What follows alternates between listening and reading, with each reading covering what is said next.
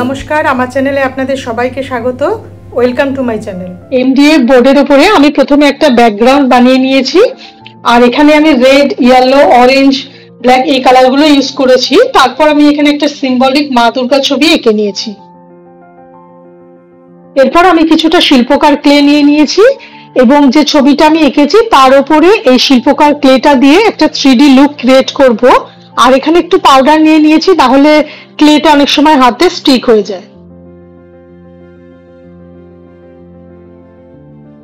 এরপর কিছুটা ক্লে নিয়ে নিয়েছি এবং সেটাকে একটা কয়েল শেপ মতো বানিয়ে নিয়েছি। তারপর এখানে একটু ফেভিকল লাগিয়ে সেই কয়েল শেপটাকে এটার উপরে ভালো করে আটকে দেব।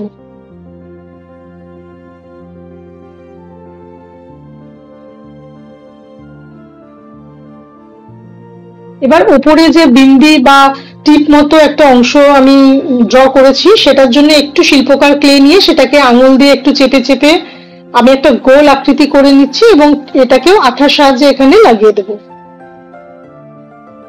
ঠিক একইভাবে অল্প অল্প শিল্পকার ক্লে দিয়ে সেগুলোকে আমি কয়েলের মতো করে প্রথমে বানিয়ে নিয়ে তারপর ছবিটা যেরকম আছে সেই অনুযায়ী আঠার সাহায্যে আমি স্টিক করে দেব। কয়েলের যে বাড়তি অংশটা আছে সেটাকে আমি একটা কাটারের সাহায্যে কেটে সাইডগুলোকে একটু সুন্দরভাবে ব্লেন্ড করে দিচ্ছি। এখানে আমি আমার পছন্দ মতো একটা পিকচার নিয়েছি। আপনারা চাইলে আপনাদের ইচ্ছা মতো বা পছন্দ মতো যে কোনো ধরনের পিকচারই নিতে পারেন।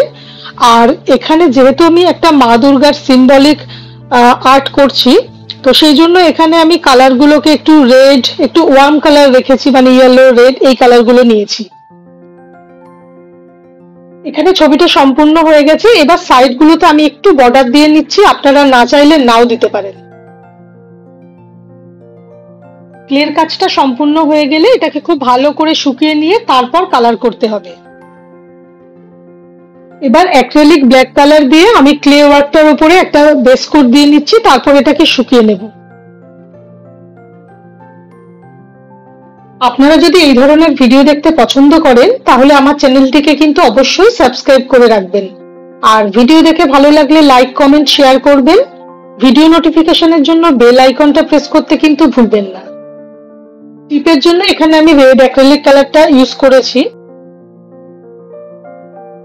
এবার মেটালিক গোল্ডেন কালার দিয়ে ব্ল্যাক কালারের উপরে আমি একটু হাইলাইট করে দিচ্ছি। এটাকে ফ্রেমিং করে দেয়ালে শোপিস হিসেবে লাগালেও খুব সুন্দর লাগবে। আর বেসটা যেহেতু খুব হালকা, আপনারা ডাবল সাইডের টেপ দিয়েও লাগাতে পারেন। সবাইকে দুর্গাপুজোর আগাম শুভেচ্ছা জানালাম। আবার দেখা হবে। নমস্কার, ভালো থাকবেন।